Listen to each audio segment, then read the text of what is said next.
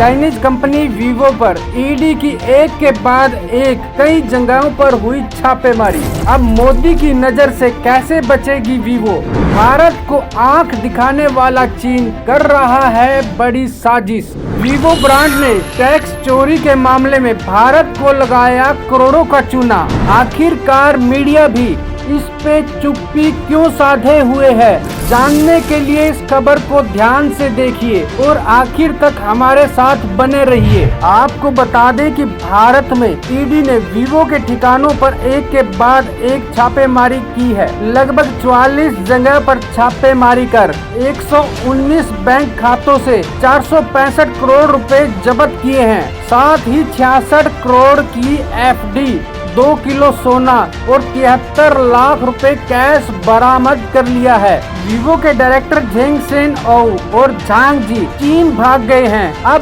चीन को पता है कि भारत में रहकर भारत के नियम भी मानने होंगे। वीवो ने भारत में अपने पैर जमाने के बाद भारत को आर्थिक रूप में कड़ी चोट दी है। कहते हैं ना कि जिस थाली में खाओ उसी में छेद करो। ऐसा ही कुछ वीवो ने भारत के साथ किया है। लेकिन आखिर क्यों? इस सवाल का जवाब हर कोई जानना चाहता है। जो कंपनी इतने समय से भारत में अपना व्यापार कर रही है, उसने टैक्स से बचने के लिए भारत को एक आर्थिक चोट आखिर क्यों दी? इस सवाल का जवाब हर कोई जानना चाहता है। जैसा कि आप सभी जानते हैं कि वीवो विगत 6 सालों से भारत में है। एक रिपोर्ट के अनुसार वीवो स्मार्टफोन हैंडसेट सेल में नंबर 1 स्मार्टफोन कंपनी है। वीवो ने सोनी जैसी कई ब्रांडेड कंपनियों को भी पछाड़ दिया है।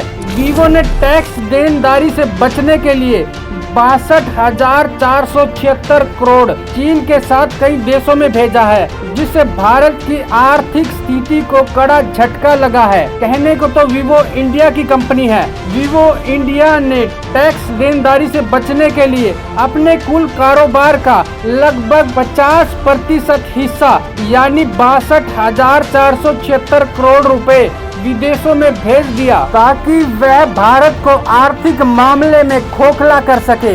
यहाँ तक कि अभी हमारी जानकारी से पता चला है कि Vivo mobile India private limited A23 संबंधित कंपनियों के खिलाफ बुधवार को चलाए गए सघन तलाशी अभियान के बाद उनके बैंक खातों में जमा 465 करोड़ रुपए की राशि जब्त कर ली है। इसके अलावा भी 73 लाख रुपए की नकदी और 2 किलोग्राम सोने की छड़ें भी जब्त की गई है। निदेशालय ने कहा है कि वीवो के पूर्व निदेशक बिन लोउ ने भारत में कई कंपनियां बनाने के बाद वर्ष 2018 में देश छोड़ दिया था।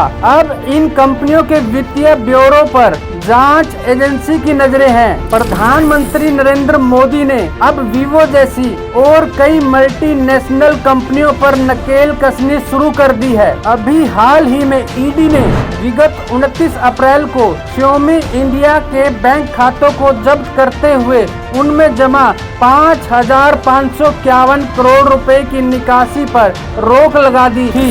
यह कार्रवाई विदेशी मुद्रा प्रबंधन अधिनियम के प्रावधानों के उल्लंघन के आरोप में की गई। अब देखने वाली बात यह होगी कि वीवो नाम भारत में टिक पाता है या नहीं। इसी तरह की खबर अपडेट के लिए हमारे फेसबुक पेज ITV24 को फॉलो करें और यूट्यूब चैनल को सब्सक्राइब करें। Bureau report ITV24।